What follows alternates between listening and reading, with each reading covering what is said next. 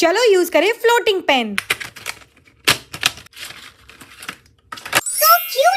Float होती है या फिर फ्लॉप होती है। फटाफट किचन से पानी और स्पैचुला लेके आओ। तो फ्लोटिंग सुनते से ही मेरे दिमाग में सिर्फ और सिर्फ बोट आई। तो मैं यहाँ पे बोट बनाऊंगी। एक्चुअली बोट नहीं बनाऊंगी, मैं ड्रीम क्रूज बनाऊंगी जिसमें मैं शादी करने वाली हूँ। अदिति शादी वादी। छोटी ज्यादा खुश मत हो, अभी नहीं कर रही हूँ, ठीक है, जब भी करूंगी तब। तो मेरी तरह ही मेरी ड्रीम क्रूज भी बहुत ही ज्यादा क्रिएटिव और कलरफुल होने वाली है, इसलिए मैंने इसको इतना ज्यादा कलरफुल बना दिया है। चलो चलो थोड़ा सा धुआं भी निकाल देते हैं और पूरी आउटलाइनिंग कर देते हैं। भाई इतनी सुंदर क्रूज बना तो दी। आई जस्ट होप ये फ्लोट हो जाए, वरना तो एकदम टाइम टाइम फिश हो जाना है मेरा। तो एक बार स्पैचुला में पानी में डाल के निकाल लेना है और अब वापस से डालना स्टार्ट करना है।